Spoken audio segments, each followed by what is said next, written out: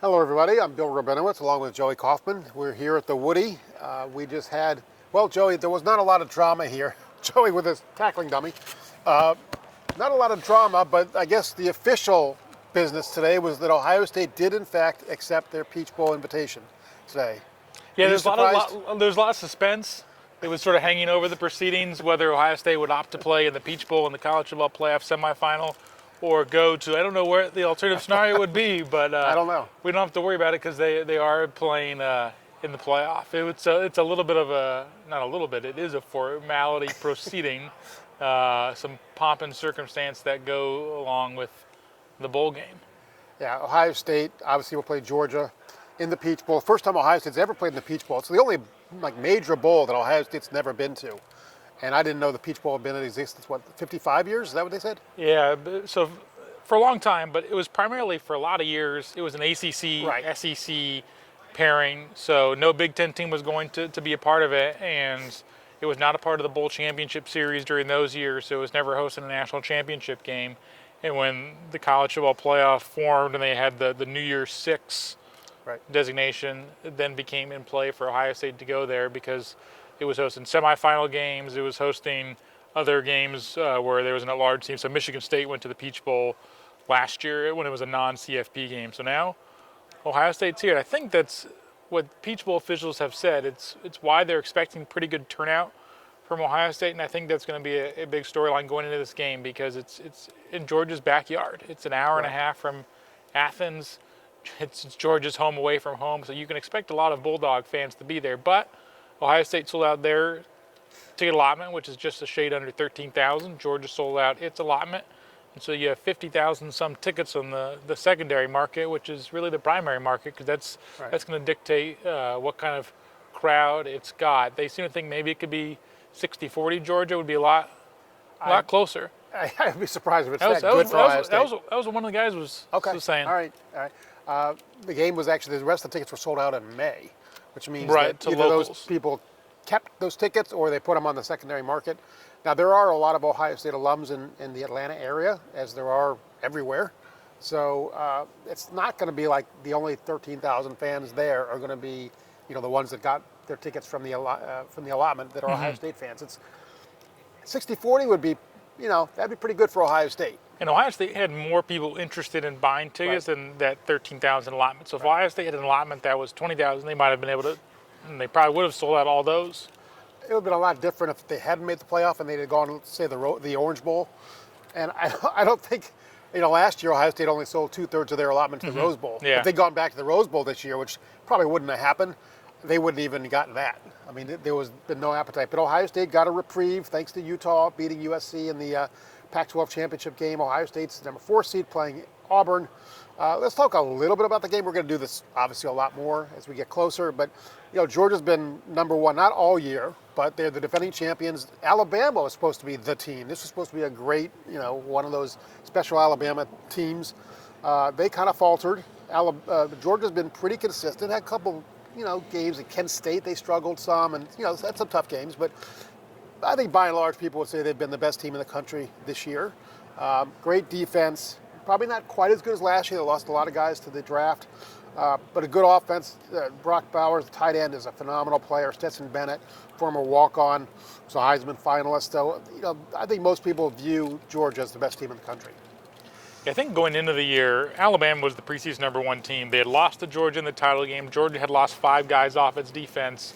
So as formidable as Georgia was expected to be, I think the prevailing assumption for a lot of people was that it was Alabama's year. You don't want to get a Nick Saban team that's got an edge to them, the whole redemption narrative. Well, that didn't happen. Georgia has still been the best team in the SEC, and they're looking to become the first repeat champion of the playoff era. You haven't seen that happen where a team's been able to win back-to-back since Alabama did it in the BCS in 2011 and 2012. So we'll see if Georgia can do it. I think for them in some ways, it'd be interesting to give all those players and coaching staff some truth serum about the matchup with Ohio State, because that would be the team I would not want to play if I was the 1 seed. Typically, the 1 seed, you get a little favorable matchup, but Yeah.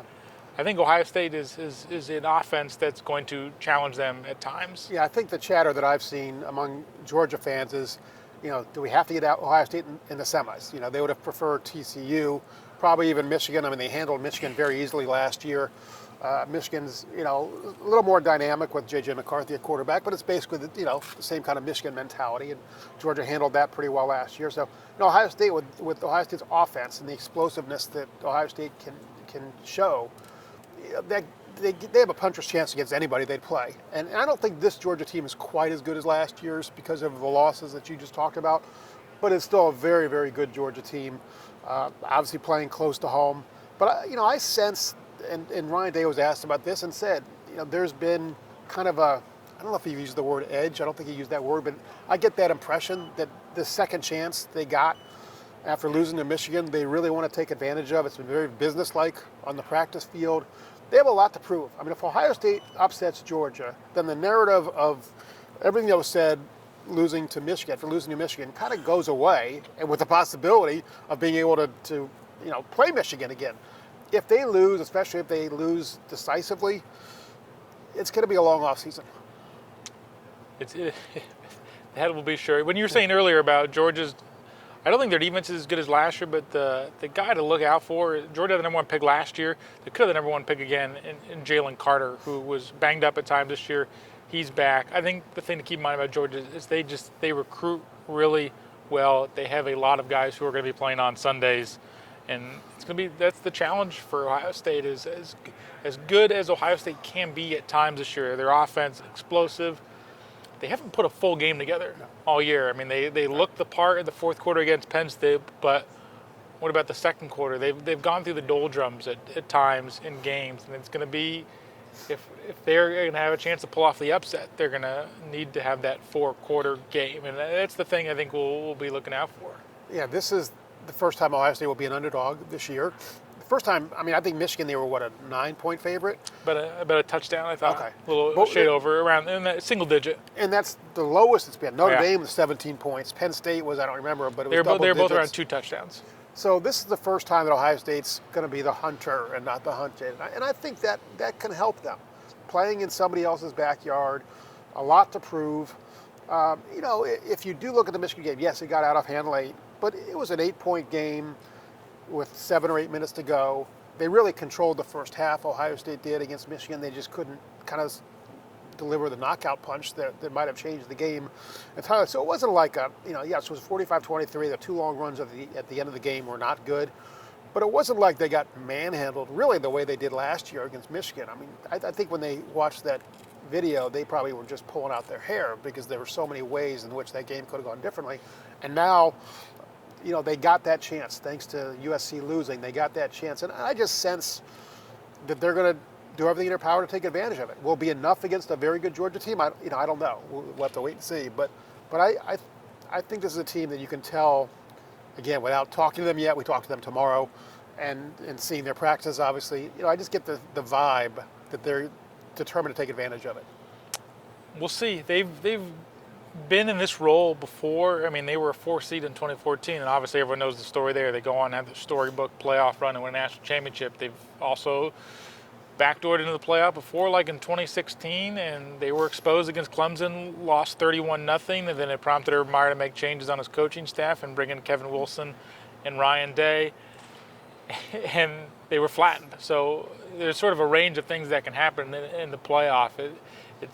When Ryan Day talked about it being a second lease on life and sort of a second chapter of the season. Well, it could be a great second chapter for them. Right. It could be a storybook ending for them, or it could be a forgettable one. We'll see. If it was a lesser bowl game like the Orange Bowl or the Rose Bowl, basically the season would have been shutting down in a way. I mentioned Kevin Wilson when he was hired after that 2016 playoff berth. Well, he's moving on to Tulsa, and he's splitting up his duties right now between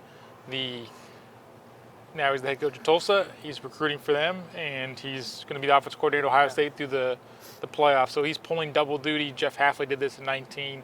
Luke Fickell did it in 2016, and Tom Herman did it in 14. Yeah, and it's tough. Ryan Day talked about not getting much sleep now because of signing day being early signing day, which is the real signing day, is next Wednesday. And he's practicing, I think, today, and he's going to be on the road traveling for the next 2 days, and then practice again on I guess Thursday or Friday. I don't envy these coaches right now because you're juggling 2 full-time jobs.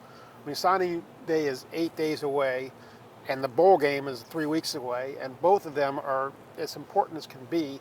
And now with NIL, which we'll save for another time, but NIL is certainly complicated. Early signing day, name, image, likeness, and the fact that players are kind of looking for, kind of guarantees or at least assurances that they can cash in on who they are. That is complicated recruiting, to say the least.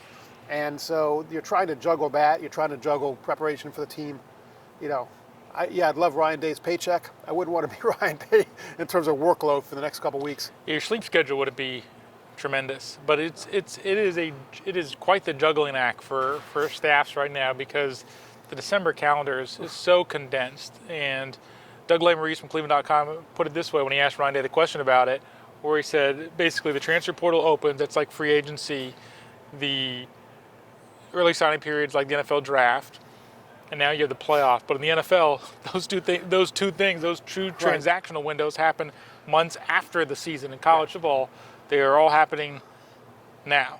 It's insane. It really is. And the problem is that there's essentially anarchy in college football. The NCAA they're losing their president, who was ineffectual anyway, Tom Emmert, and the normal president. Their mission is, nobody really knows it anymore because they've been defamed. Different lawsuits have chipped away at their authority.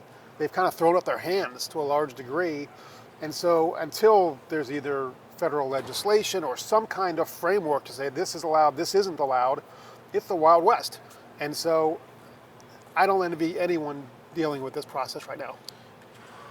It is I was about to respond, but we could go on for a long time talking about all the ills of college sports. But I think we got the nuts and bolts to you. Thanks for watching. Ohio State plays Georgia coming up in a semifinal in less than 3 weeks' time. Thanks for watching.